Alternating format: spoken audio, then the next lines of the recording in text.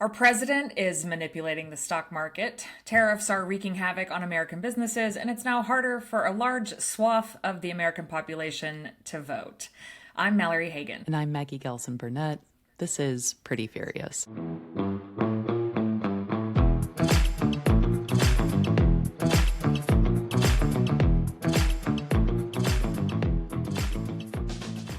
All right, Maggie. What a week. Another day, another dollar. I love it here. There's so much happening. I feel like our open every week is just you saying, "All right, Maggie," and me It's just like laughing because I'm like, just the world is crumbling. good times, good times. Good times. But you know what? We actually have a great show ahead. I am just super excited to finally meet and speak to in real time Deshauna Barber. First, we want to make sure you're following us everywhere you can at Pretty Furious Pod. We're on Blue Sky. We've got TikTok, Instagram. Please go like, follow, subscribe, and if you're feeling fancy, leave us a review. Yes, we have an amazing giveaway happening over on Instagram as well right now. We are trying to grow our follower base over there. So we have like over $500 worth of our favorite beauty products, lots of good stuff in there. So all you have to do is go follow us on Instagram and like that post. You'll be entered into the giveaway. So Mallory, we can't be pretty furious without being pretty first. So what product are you loving this week? I am obsessed with this Charlotte Tilbury Airbrush Flawless Finish Compact. I love a good loose powder. It serves its purpose, don't get me wrong. But this has really been taking the cake for me recently because it fits in my purse and it makes my pores look small and my skin look smooth. So that's my product this week. How about you? That's so funny because I literally just ordered that from the Sephora sale. So Did I'm you? very excited to try it. My product this week is the Elta MD UV Clear Tinted Sunscreen. So this is SPF 46. This is apparently really good for people who have acne and rosacea. I will tell you that if you are just looking for something that will give you a very light filter on your face, this will do that. Like it literally just takes away my redness. It's really nice. So yeah, I don't necessarily recommend it for underneath makeup because it does kind of pill a little bit, but it's good if you're just doing like a gotta throw something on this, some mascara, call it a day. So been loving that. Question. A lot of sunscreens leave a white filter on my face. Does that leave a white filter on your face?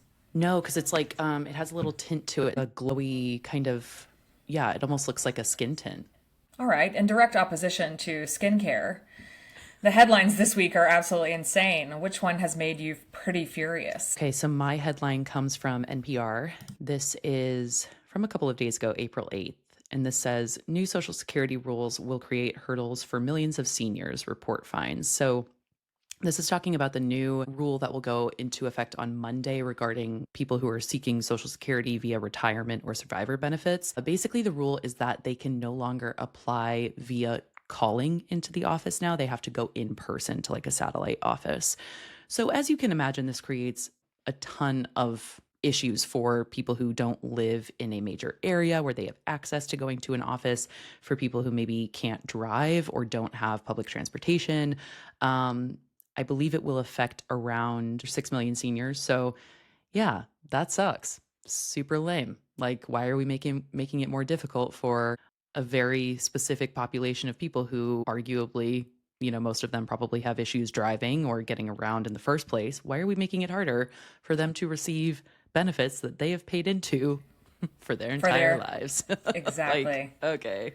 It's so funny to me how the population of people who voted for this administration were just so convinced that they would not do anything to touch Social Security. They wouldn't touch Medicare or Medicaid. And here we are looking on a daily basis at them doing things to chip away at people's access to those programs that they need and making it more difficult for them to utilize the programs that they pay into. It's super frustrating. Speaking of another thing that you now have to do in person because thanks to Congress, well, you don't have to do it yet, but my headline is Congress voted, so we're recording this on Thursday, it airs on Monday. Congress voted today, Thursday, April 10th, to pass a bill requiring proof of citizenship to vote in federal elections. And that's otherwise known as the SAVE Act. You've probably seen or heard about it on social media over the past few months. It's something that's been in the works for a while now. It will make it more difficult for roughly 69 million married women across the United States to vote. And it requires that you show proof of citizenship via your birth certificate or a passport. This is such an egregious infringement on our right to vote. And anyone who sees it otherwise does not understand how our rights work. It's also already, so they're doing this because they say that they're keeping people who are illegal immigrants from voting, and that's already against the law. So what they're really doing is making it such that you can no longer register to vote online. You have to show up and do it in person. And if you do it in person, you have to have your birth certificate or a passport.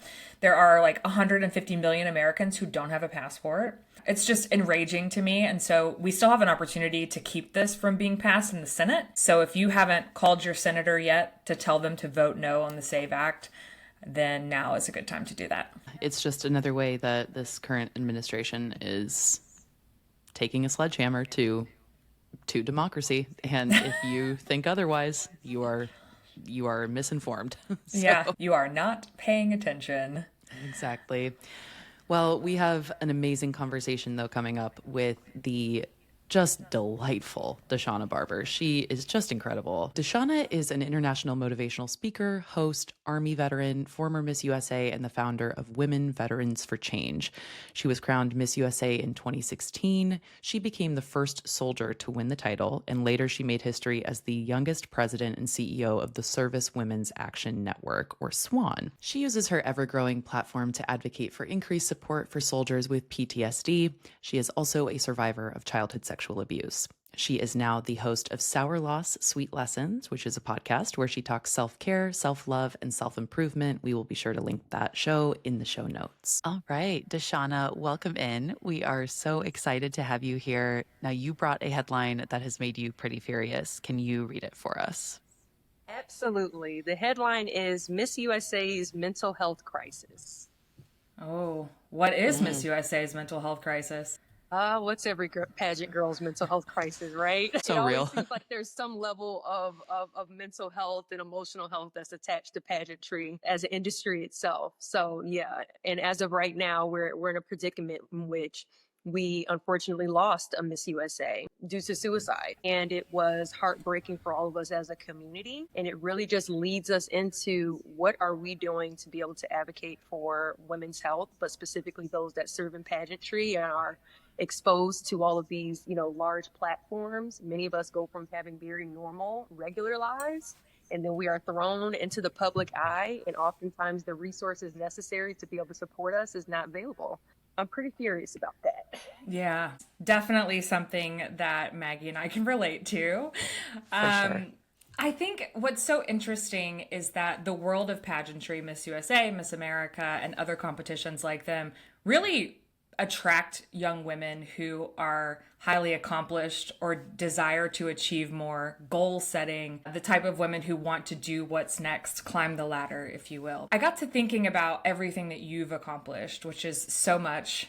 And I'm wondering if you think that your drive to succeed is more nature or nurture? Cool. That is a great question. Is it more nature or nurture? It's probably nature more than anything. I think I have this deep rooted level of drive and persistence and commitment and resilience. And there's just all these pieces of characteristics that I think that my parents passed down to me. It's kind of the household that we operated in, where no excuses, you got to figure it out and you got to do it. I don't come from a wealthy background. My mom was on Section 8 government assistance growing up. My dad was military and, they got divorced when I was very young. So I grew up in a single parent household and my mom was a bus driver and an auto mechanic. It is one of those things where people say, are you running towards your dreams or are you running from something else? And I always tell people that my success is actually a trauma response, unfortunately, but after much therapy, I realized that that's the source of it, that it's actually not that I'm running towards wealth. I'm actually running from poverty. So that's what keeps me pushing and driving and committed to this journey, is because I don't ever want to experience that again. Not necessarily because I'm so excited for what's ahead of me, but because I'm running from what's behind me. And I've had to reckon with that type of mentality, because you're in a fight or flight mode and you're always focusing on success. So even my husband was talking about it, at the fact that I don't understand stillness. This is probably the most still I've been in my life. And that's because my husband pays all the bills, thankfully. And although we go in 100, my income pays off debt and goes into savings and investments. But his income is 100% our bills.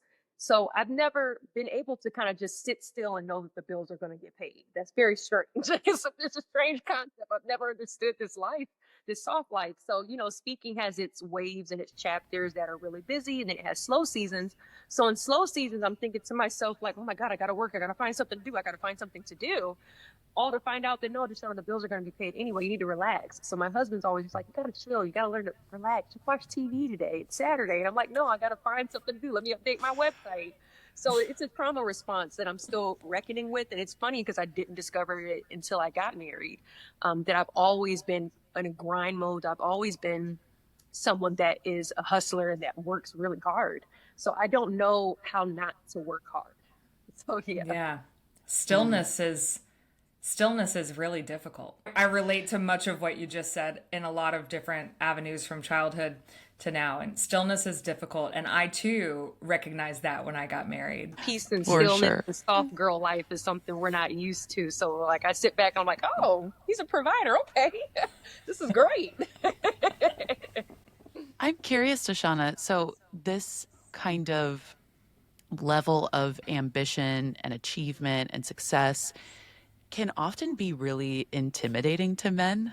I know I speak for myself. I'm sure I can speak for Mallory when I say that dating in my 20s, I certainly came across several men who were like, "Oh, you seem to be you're an achiever at your core." And and I am. I definitely identify as that, but I think that really kind of pushed them away in a lot of different ways and was very intimidating. So, I'm curious to know how you think men who were maybe intimidated by your success, how that shaped your 20s and maybe the early part of your 30s while desiring having a partner and a relationship. Oh man. So we're going to run into this like toxic relationships conversation, because when I tell you my dating life prior to getting married has been traumatic. It's been completely and 1000% traumatic. So, and we all know this as pageant girls, that we actually have a tendency to attract narcissists. Why do we attract narcissists? Because we are beautiful women, right? And narcissistic men are individuals that are full of low self-esteem. So to help boost up their ego, they like to have some eye candy or a beautiful woman on their arm. So we attract a lot of very toxic men. Every pageant girl has probably had at least one or two toxic relationship experiences. And it's very sad and it's very unfortunate. But when you add those two combinations together, a narcissist and a pageant girl, what happens is that you run into a position in which these men want to make you feel less than, right? Their goal is to not make you understand how beautiful and successful and kind and great you are. They want to do everything that they can to make sure that you don't know how great you are, with the hopes that you won't attract other men, and then therefore you'll recognize how great you are and you're going to attract another man, and then they're gone. So I have dealt with men that I believe thought that they could handle my success, thought that they could handle the exposure that I have, the platform that I have. And then after a couple months, they realize they can't take it. They can't take it. And I've also experienced men that are so deeply obsessed with the idea of me that they become abusive. And, for those that don't know, and I'll tell, everybody on Pretty Furious, is I've had a stalker for, it's 2025. I've had a stalker for about 6 years now. This number that I have on this phone is my 14th number, and I just had to change it last September. So I have been dealing with crazy exes for a very long time, but a particular crazy ex who still has a storage unit of my items that he's had for 6 years now. Oh So my I, gosh. unfortunately, it's when I tell y'all, if you go on to Cammie Crawford's podcast, former Miss Teen USA 2010, previous host of Catfish, she has an episode called Surviving a Stalker featuring me. We run through the whole situation. But the point is that we as pageant women, but especially as successful women, we have a tendency to attract the most toxic types of individuals. Men that believe that they have an ego that's strong enough to handle a successful woman, but they find out that it's not. And I think that that plays to them not understanding who they are and then us not being able to catch the red flags, which I was not able to do in my youth and in my younger years and in my 20s. So, yeah, I'd have to tell you it was very hard in the dating world. I'm so grateful when my husband came along. Gosh, he was just like just a ray of sunshine to finally be okay with having a, a man being okay with having a woman that's successful and literally seeing him constantly rooting for you. And it's sad to know that I've never experienced this in a relationship, a man that's actually truly authentically rooted for me. But in this marriage, I feel so blessed. So blessed. Again, relatable. I think all three of us have obviously been through relationships, or if it's not a full blown relationships, dating someone who does their very best to make you feel like shit, does their very best to make you feel stupid or can't believe you would say that or wear that. And right before I met my husband, I wouldn't even call what was happening dating, but same. And when I met my husband, the level of peace that I found, I was like getting tired and falling asleep on our dates because I was so relaxed and at peace. So that makes me think, in the midst of all of that in your own life, did you ever think that maybe you wouldn't find your person? Oh, I was prepared to be a cat lady. I was absolutely.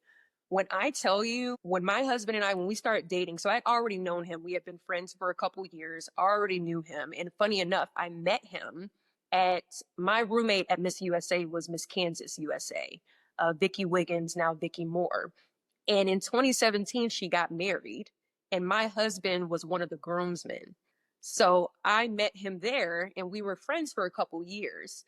And when we did reconnect in 2020, I friend zoned him. I thought we were just friends. I thought we were sticking with that. So he actually caught me off guard. I was preparing to spend the next 65 years alone with multiple cats and dogs and animals running around the house. I was prepared. I was fed up. I had reached my limit on the amount of men and the turmoil that they had caused in my life. So yes, it is almost, you know, what's interesting is that it's right when you give up that the right guy comes along. So it's almost as if the heavens is trying to just push you to your limit.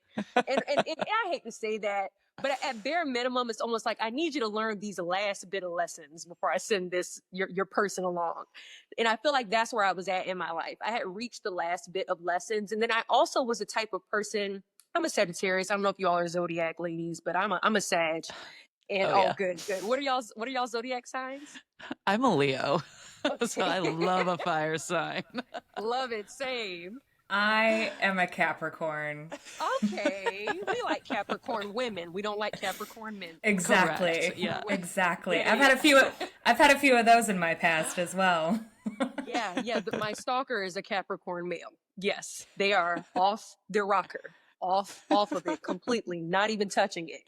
So, but I'm a Sagittarius, so I really love companionship. And I've always, in this very subconscious way, I'm a little ashamed to say, but I've always kind of been in pursuit of partnership in some way, shape, or form. Like after one relationship is over, I'm like, well, who's going to be the next one? I want my companion. And then in this particular situation, when I got to the point where I felt like I no longer need anybody, I no longer want a companion nor need a companion, I'm okay with being Deshauna and being alone. It's almost as if that's when my hubby came along.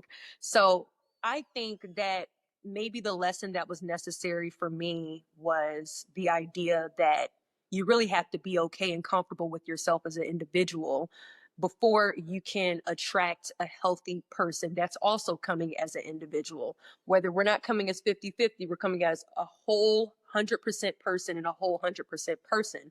So it's almost as if this higher being is waiting for me to reach that point where I recognize and understand that I'm not just saying it just so I can attract somebody. I really mean that I'm okay with being 85 with 10 cats. And once I got there, that's when, he came along. Yeah. Yeah, totally. I'm Yeah. curious to know, so you've lived in, well, let me go back. Where do you live right now? Do you live in St. Louis? St. Louis, Missouri. Yeah. Okay, amazing. First of all, I used I've to live only in been St. here for a few Louis, years so though. love St. Louis. Amazing. Good. But you lived in major metropolitan areas before, prior to St. Louis. What was the dating experience like in these major cities? I only know from my experience, I lived in New York prior to COVID. Dating in New York was literally the worst thing I've ever done. Like, I mean, I don't wish that upon my worst enemy. It was terrible. So I'm curious to know what that experience was like dating for you in those major metropolitan areas. Oh, horrible. It's absolutely terrible. So majority of my years were spent in DC. And, in DC, everyone is very career focused. Everyone is very, very, very focused on their career. So all of my friends, male and female, are single or they've been in long-term relationships for like a decade, but no one's married. Nobody. And then I come to St. Louis and literally my husband is the last of his friend group to get married. So it's almost this very differing experiences where when we walk out, everyone is married. Me and him went to a gala with his parents who have been married for 35 plus years. And all of these couples are standing up and they've all been married for 35 plus years. So it seems to me like the Midwest in its own way is a very family oriented space. And culturally, everyone is focused on what they can do to be able to create that family dynamic. Whereas some of these major metropolitan cities, everyone's just focused on their career. They're focused on grinding. They're focused on building generational wealth. And I think that that's great. But I also think it's important to have a balance, right? A lot of my friends, when they do finally find someone and they settle down, the guy is in his 50s and 60s. And it's like, okay, you're finally ready now, guy, right? What have you been doing for the past 40 years? So it's so strange to see the differing experiences of dating. But I always tell women, do your best to change your location on the dating apps. Try to find Midwest, non-major cities, or stick with what you're doing and just make sure that you're working with someone that values family. And if you can find that, then you might find that middle ground individual that loves family and career, because you want both, right? You don't want just one or just the other. But I just find that in the DC area in specific, I was not able to find that. Yeah. I think for me, also having lived in New York in my young early 20s, what I realized about large cities was that there's just always something around the corner. When you're in more Midwest spaces or even smaller towns, part of the reason I moved to Huntsville, Alabama was because of the defense industry here. And I was like, there's got to be some well-rounded men who come from other places, who are not from Alabama. And I was right. But yeah, it's this idea that there's always something better around the corner. People are swiping and swiping and swiping, and so it can make things really difficult. So you've been married a couple of years now. What was different about Marvin? What set him apart from everyone else? I don't want to get emotional when I talk about this man. Okay, let's see. He has a warmth about him and he's very emotionally intelligent. His dad is actually a psychologist and works as a principal at a at-risk youth high school. So his dad, to me, at least from what I've observed, is just an expert at how to handle and discipline children. And then his mom is just fabulous, everything fabulous, right? So it's just, you have this combination of parenting. So I'll give him some credit, but I feel I would credit his parents for who he is. And one of the things that I noticed about him is his ability to communicate calmly. And oh my gosh, this sounds so toxic, but I grew up in a family where both my parents were military, but specifically my dad was a drill sergeant. And we all know what happens at basic training with drill sergeants. All they do is scream. Well, unfortunately, my dad kind of carried a little bit of those tendencies into our upbringing where he screams first and asks questions later. And my mom was the same way. So I thought that that's normal. When you get mad, you scream, you yell, that's normal.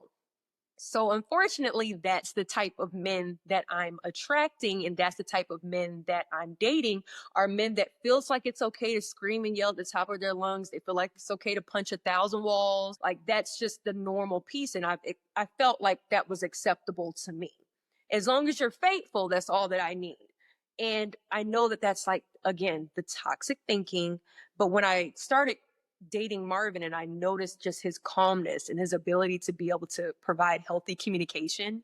And then what I found out is that, okay, now Deshauna, now you have to work on your communication because you're used to yelling and screaming. So you're a yeller and a screamer and he's not going to take that. So I think it's been really nice it sounds bad, but to be almost the flawed one in the relationship, because you're almost always used to the other person being flawed and constantly giving them grace. So for me, it's like the tables have turned where now there are so many things that I'm working on to become a better version of myself, but in the healthiest way. And I think that that's probably one of the top things that sets him apart is his communication and being in a relationship where you want to become a better person because of that person. So yeah. Ooh, isn't it hard to be the flawed one though? It is though. It's the worst, man. It is. I relate. I hate that shit. I'm like, wait a minute. Whoops. That's true. I was wrong. Dang, I'm not used to saying I was wrong. I'm used to you guys being wrong. Now I gotta change that. Yeah. I think a word that came to mind a lot, going back to high achieving, strong, word that came to mind a lot for me was leadership. Kevin is such a leader, and I thank him for that because he too communicates well, and it forces me to stop. And I don't like to communicate at all, despite my Capricorn-ness. I like to hold it all in, and then one day I'm like, I'm just done with you. And so he really forces me to sit down and talk about it. So being with men who are good, strong, healthy leaders, I think, is good for us, but also hard because you're like, no, wait a minute. I'm used to being the one telling other people what to do. Yeah. I mean, Deshauna, too, you said something that struck me earlier, which is you said that you had been friends with your spouse for a couple of years prior to dating. And that was always something that my parents have been married now for coming up on 50 years. And my mom always said to me, you will know that you have found your partner, your spouse, whoever, when you realize that friendship is probably the most important component of the relationship, and not just the companionship and not just the, having a partner and all of those things. And I always remember that. She told me that when I was pretty young. And I remember being like, that's whack as hell. Like, I don't know what you're saying. Like, okay, whatever. And because I was just trying to find a partner, and now I recognize that so much of how my husband and we dated for a little bit and then, went our separate ways for a couple of years and came back and started dating during COVID. And very similar like situation. We were friends first, very much so. And I think having that foundation of friendship is it's such a radical kind of component to a really healthy marriage, that so many people don't think about, especially in the world of like swiping and if you live in a major metropolitan area or anything like that. So I'm curious to know though, now that you have found your person and all of this, what has been your favorite part about being married to him? Favorite part, and this sounds so bad, but I told him this. He knows this, so he won't be surprised when he sees this episode. My favorite part is knowing that I never have to date again. I know that sounds bad. Absolutely. It sounds so bad, but it's like my favorite part is knowing that I don't ever have to experience that BS again. Like I'm done. Like there's peace in knowing that I don't have to be out here in these ghetto streets ever again. That brings me peace. Right? Like that relaxes my spirit to know this. For sure. Probably the second part is just having a support system, having a cheerleader, having someone that's there to rub shoulders with you and cry on their shoulders, a person that's there in some of your darkest moments, that's constantly kind and nurturing. the ability to be in a marriage in which it really does feel like partnership. It really does feel like us against the world, especially when you're someone that's used to fighting the world by yourself. It is beautiful to have a partner that is really your ride or die in a support system. So I love that. And, you know, I've got friends and my sisters and my dad and my late mother. Like I have all these angles of individuals that are support systems, but the difference is the partner is there with you literally 24/7 most of the time. So I can have a support system from my sister, but she lives in Virginia. She's not there to be next to me every single day. So I think it's beautiful when you have a healthy Yeah. partnership and you have that person that's literally next to you, comforting you at all times. I can call him if I'm having a bad day. He comes home from work. We sit down, we talk, we get through it. And there's something very beautiful about that. Yeah. Oh, definitely. Makes me think about, I know y'all have seen videos where women are like, if something ever happens to this man, I'm never doing it again. I'm not dating. I'm not ever living with a man ever again. Or they're like, I'm buying a house with all my girlfriends and I'm just 100%. not doing it again. So Yeah. I You couldn't pay me. You couldn't pay Yeah. me to do it. Yeah. not No. ever not ever dating again. Ever. I'm good. Love the good stuff. Something we all have in common besides pageantry and toxic ex-partners.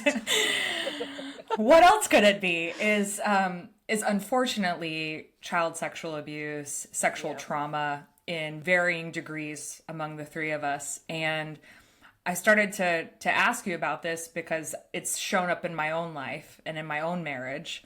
But I'm wondering, as a survivor of childhood sexual abuse, how has battling that trauma in your own life potentially showed up in your marriage? And if it has shown up, how have you been able to work through that together? Oh, so I have a deep level of distrust for men.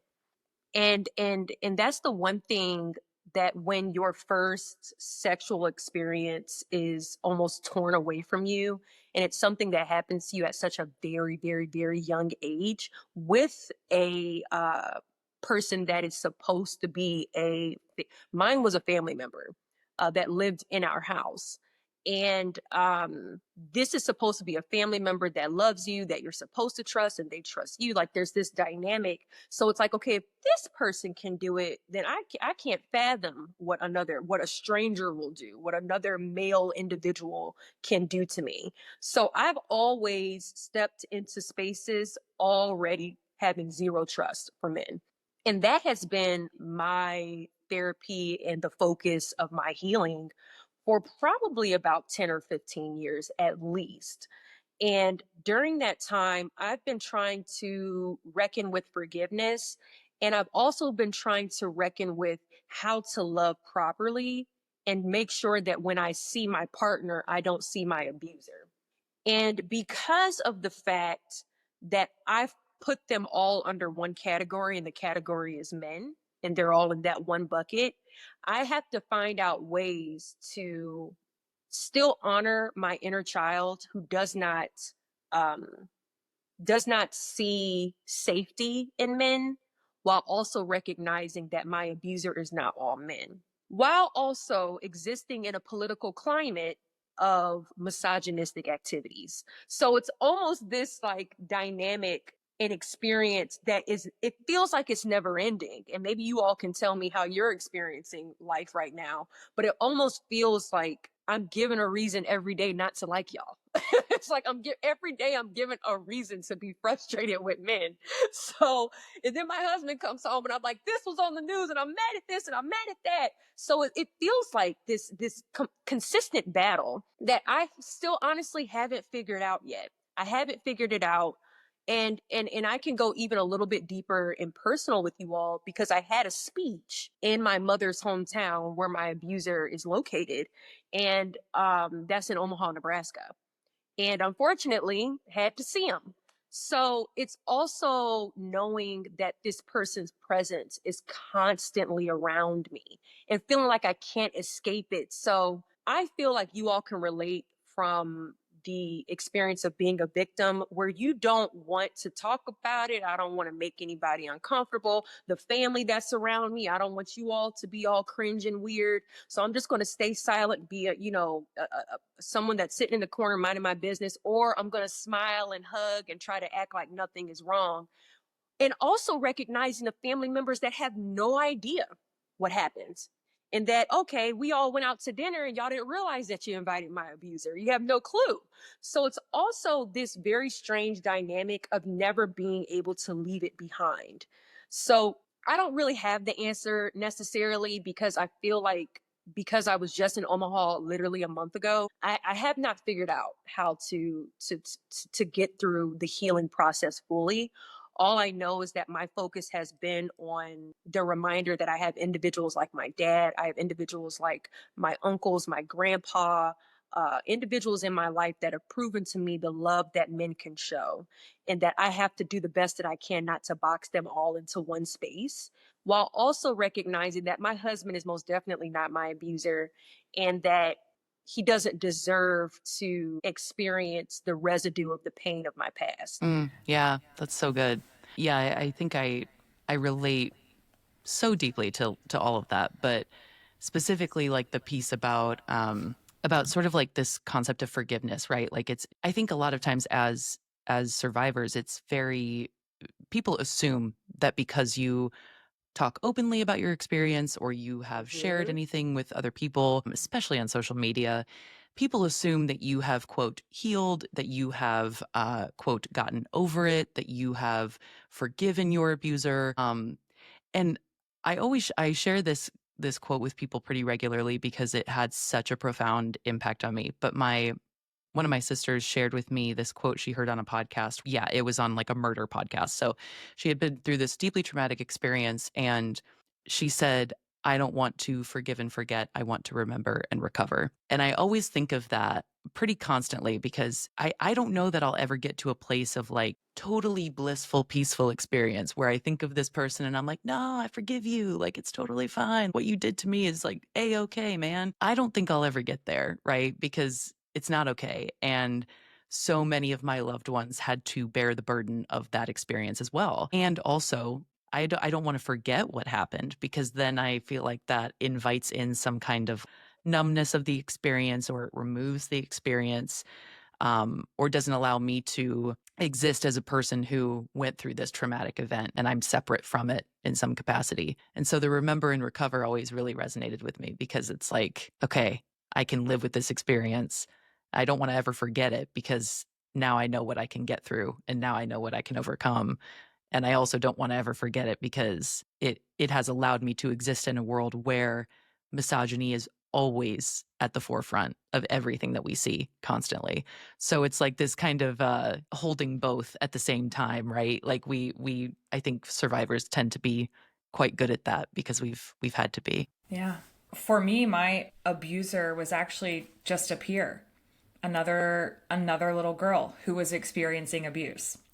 And so for me, the forgiveness comes for myself in the ways that that showed up in my young adulthood. You know, we all know that abuse translates differently for different people, and how that showed up when I was 17 to 25, 26, I'm not super proud of, but I also have to forgive myself because I didn't know. I didn't know that that's what it was, you know, rearing its head. So I think the issue of any type of abuse, but specifically something that's happened to you that's sexual, is so layered and really can impact your relationships, be it your marriage or your friendships or your relationships with your family. So it's a lot to navigate, and kudos to the men in our lives who are helping us do that. I'm interested, you recently have shared a little bit about y'all's journey with freezing your eggs and the desire to potentially do IVF. And what does that look like for you right now? It's been a little while since you put that out there. Oh, it's just so exciting. You know, my dad is harassing me. He's like, we're going to get the grandkids. I'm like, Dad, please leave me alone. So egg freezing was actually a very comfortable experience. I think everyone can understand the fact that when you're shooting yourself in your stomach with shots or shooting yourself in your buttocks with shocks, that it hurts. It's uncomfortable, it's strange, it's burning. And then the amount of hormonal changes that happen during your IVF process, and it's about 3 to 4 weeks of shots, depending on whatever your doctor recommends. And it is a lot of emotions and all of these experiences. So I felt like it was very beautiful and almost very adulting and responsible of me and my husband to take a step into remembering that fertility is a conversation that we have to have, and we have to look at ways to family plan and put ourselves in the best position to be able to have children. I've never, doubted the fact that being 35 meant that as I get older, my eggs are going to continue to decline in health. So I looked at this experience truly as a beautiful experience, and just the idea of knowing that I have 5 embryos, and I'll tell you all about the embryos. So there's 5, and then we did the genders. So 3 are boys and 2 are girls. I want to use all 5, but my husband is not. He's not. He's like, let's just see. But I keep telling myself that motherhood is something that I am yearning more and more each day. Like my eggs are twisting in my stomach, just ready to release. And every time I look at my husband, I've been trying to trap him for months, and he's just like, no. But it's so funny because as we move forward and as we mature and adult, I just realized that my partner actually impacts my desire to want to be a mother. Everyone knows that there's not necessarily safety in motherhood, right? Whether it's from, struggles with giving birth or having the support that you need to be able to have a proper household, affording daycare and childcare services, all of those things. But because I look at my husband, and I know he's going to be such a great, great, great father, and I know he's going to be a great provider, I know he's going to provide safety for me. It just makes me want to jump more at us. Let's go ahead and get this party started. So my recommendation to women is, regardless of the man, because I planned on freezing eggs regardless. There's eggs and there's embryos. The embryos are fertilized eggs. So always look at ways. If you think there's even a hint of a desire that you want to have kids in the future, it's definitely important to look into IVF. A lot of companies keep very secret the health insurance and all the things that they're willing to provide employees. So just do your research and see what's possible. But I think it's just the responsible thing to do. And for me and for him, we just didn't want to rush the marriage thing. Like I really just wanted to be me and him and our dog for however so long. And then in a few years, just see when it's comfortable for us. But it was definitely a beautiful experience. The surgery was okay, but my recovery was not as great as I'd like. But it was just something that felt like the right things to do. And now I'm kind of at peace with procreating in the future because I know that I've got eggs waiting. Yeah. Oh my gosh, that's so exciting. I think, I speak for myself when I say I'm in a similar place of, we want children, but we definitely wanted to experience the first few years of our marriage just together and really take that time because it is so special and it is such an amazing time to really build, I think, those foundational pieces of your marriage that are required for a child to have a healthy household to grow up in. So like I think that's amazing that you and your spouse have really put so much thought and care into this process that is usually very sped up for people. It's usually a quick process. It's usually something that I think a lot of people actually really don't think a whole lot about. They just are sort of under the assumption that, oh, I'm going to get married and then have children because that's what everyone told me I was supposed to do. So I'll just follow those steps. So I just think it's lovely that you have put so much thought and care into this process. And I think, your children will be so lucky for that. So I'm curious to know what advice you would give to someone who's maybe in a similar position where, and maybe even going back a little bit further, where they aren't married yet and they are maybe still playing the dating game. They're still trying to kind of navigate relationships, but they know they want a family. Aside from taking those steps to freeze your eggs, are there any other things that you really were thinking about prior to marriage that you think have set you up for success now that you're in this position of wanting children? I would say it was always going to be in my brain to freeze eggs. And if for any reason, because we all know that freezing eggs is expensive, it's incredibly privileged to be able to freeze them. So for those that let's say themselves, hey, I don't have $15,000 to $20,000 to invest, and my company is not going to pay for it, or I'm an entrepreneur and I don't have a health insurance company to be able to pay for it. There are tests and things that you can do to be able to see. I think it's called modern fertility. I'm almost positive, to be able to see the current state of your fertility right now. So I think that that's the first step that I would do if you're just curious about, well, let me just see, because maybe I'm healthy. Maybe I have the eggs of an 18-year-old. Who knows? So I think it's good to do some research and be able to see what tests and talk to your doctor to see where you are physically to be able to reproduce in the future. Next thing, I think it's just important just to remain as healthy as possible. Make sure that you're being very intentional about the foods and the things that you're drinking and eating on a day-to-day basis. I've always been someone that's very cognizant of my health. I'm always someone that tries to make sure that I have some sort of physical activity a few times a week. I try to make sure I take about 16 vitamins a day. So that's also really something good. So there's always those types of things. Like, it doesn't necessarily have to be an egg freezing. I've seen people that have healthy children at every age. It's important, even if for any reason you can't freeze eggs, that's okay. Make sure that you're still taking your health very seriously. Don't get lazy about it. Take your vitamins. It's easy to pop vitamins each day. It's easy to do a walk around the lake a couple times a week.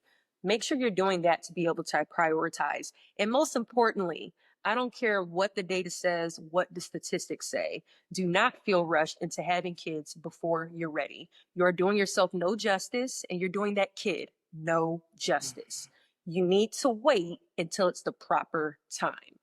And I think that that's one thing that I had to work on in my mind, is this feeling of societal rushing and this push to do something before I'm ready, before I'm financially, mentally, emotionally ready, or physically ready. If I have the right apartment and the right space to be able to raise the children, what school district am I in?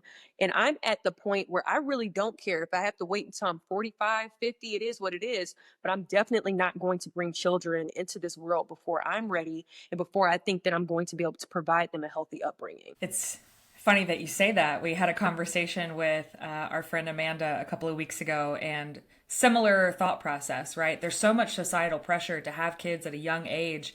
Maggie and I were joking, and Maggie's not even 30, but we were joking. We were joking. I'm 29. I turned 30 in July, but I do feel, I would say I feel 35. Okay. Like, I feel like my siblings are quite a bit older than me. My parents had me at 43. So, like, I feel like I'm kind of like, mid 30s. Yeah.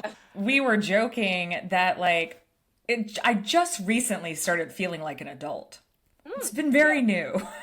Even though, I mean, I've been paying my own bills since I was 18, but just recently started feeling settled and exercising that healthy communication and understanding my emotions, like all of those things.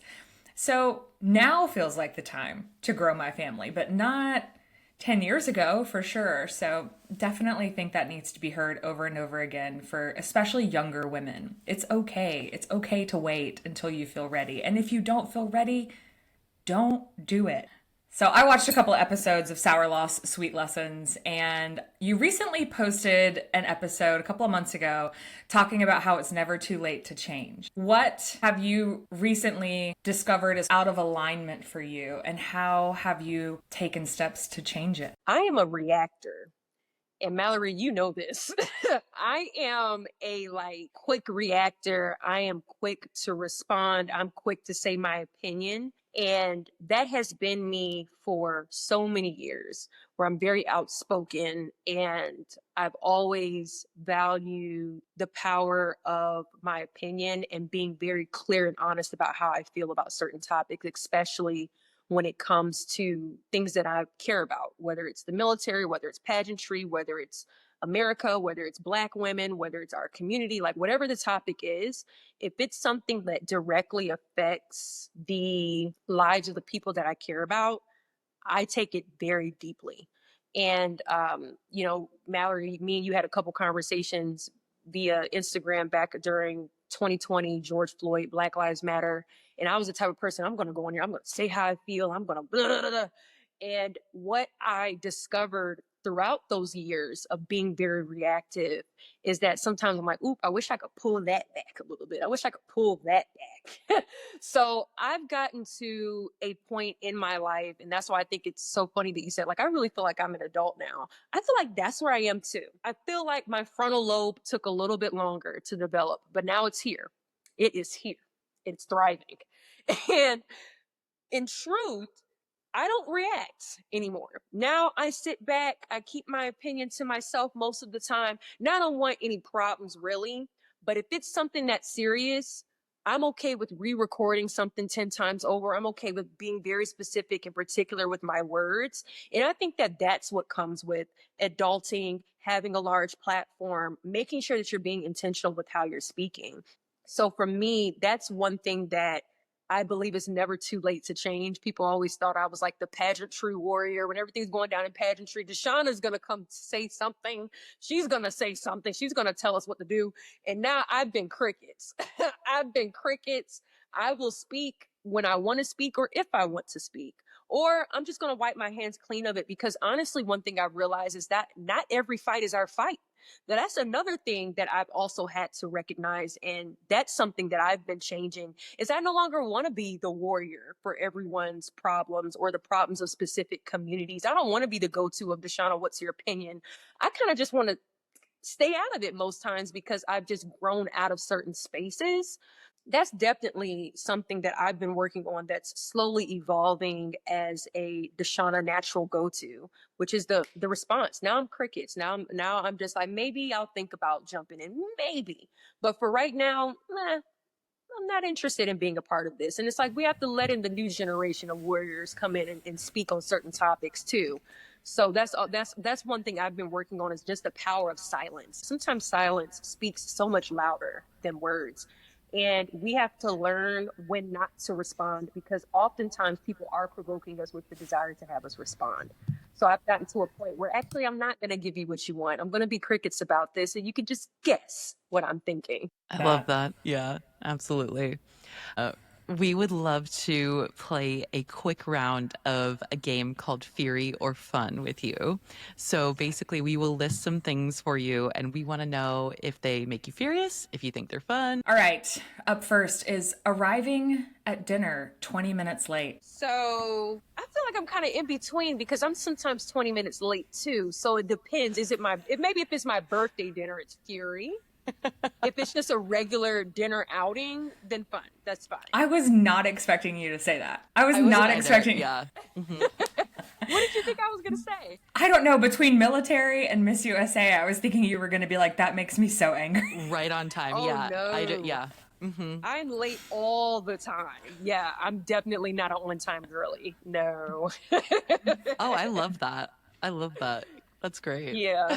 I've got to do better about that, though, because I don't know if it's something for me that I brag about, but I definitely got to do better. It just depends on, like, the importance of it. You know, like, if it's something super important, you definitely need to be on time. But if it's just in a leisure dinner, well, a couple minutes late is okay.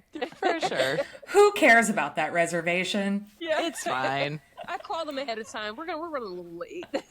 Exactly. Okay, so our next one here is the back and forth drama between millennials and Gen Z. Fun. I think it's fun to look at the differences between us. You know, there's my little brother is, oh gosh, I think he's turning 23 this summer. So he's a Gen Z-er, and there's so many differences between us, but I think it's so laughable to understand how just the way in which these generations change. But I definitely think millennials are better. For sure. For sure. Let's Totally get clear. better. And we're all aging fantastically. So I also think we're aging better than Gen Z. A lot of them look much older than we do. Mm-hmm. This is true. There's a debate on TikTok, I think sometime last year, about who's aging better, and it was totally millennials aging better. I have to agree. You want to know why we're aging better? Because we're more progressive. Open-minded, and your heart is open to others, then it just shows from the inside out. I agree. You hear that, Gen Z? Your move to Christian nationalism is not helping your face. Stop it. Not. It's gross. It's not. Okay, the next one is sharing food off of your plate. Fine. Yeah, I definitely am a communal eater, right? where whoever's food is available, you want to try this, you want to try that. Yeah, that's definitely. yeah. We love a tapas moment.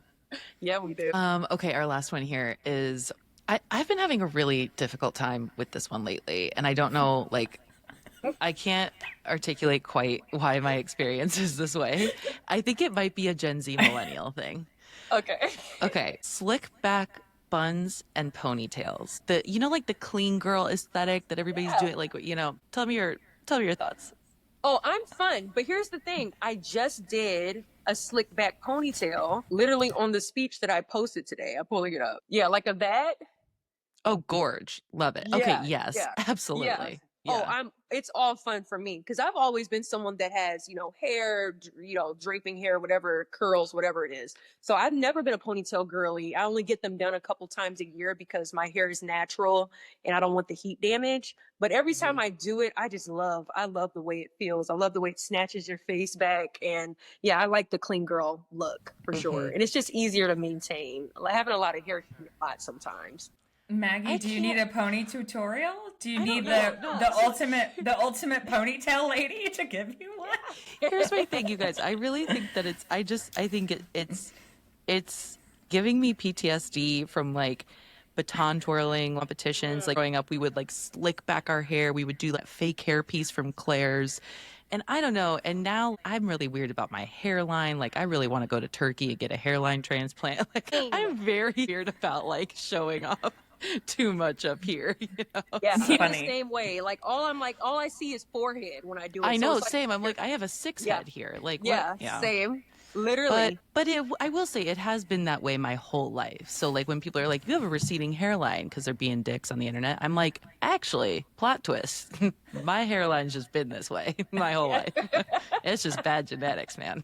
So anyway. Yeah. I was literally just looking at a childhood photo of me and I'm like, it was a reminder to me that, okay, my forehead is not getting bigger. It's literally been this size since I was like 5. It's been that way, 100%. I need the reassurance of looking at childhood photos. Goodness. Yeah. Mine's been I love this absolute diatribe into hairlines and foreheads. Okay. So last thing before you go, Deshauna, we start every show saying you can't be pretty furious without being pretty first. So what product did you bring to share with folks today that you love? This is the product. Okay. It's my go-to. So it's Mary Kay Time Wise Pore Minimizer. When I tell you, people are like, Deshauna, you look like you don't have any pores. Oh, I have pores. I have them. But this cream, when I tell you, you put it on the night before, it's the first thing that you put on right after you wash your face and then add whatever the rest of your skincare routine is. When I tell you, you're going to wake up and your skin is going to look so smooth and shiny and glistening. So yeah, I'm a pore minimizer girl. This is my absolute go-to. And I've been using it for like a decade. First of all, it's working. Oh, Second of all, way to throw us back to Mary Kay. We love. I was gonna say, I have not heard the words Mary Kay in succession in it's been years. So the true. pink Cadillac, slay. Yeah, I remember that. Yes, Mary Kay's still that girl. I still use a good amount of Mary Kay products. It's amazing. Love. Well, Deshauna, thank you so much. This was really fun. Thank you. This was amazing. Thank y'all so much for having me. Truly, this has been a great conversation.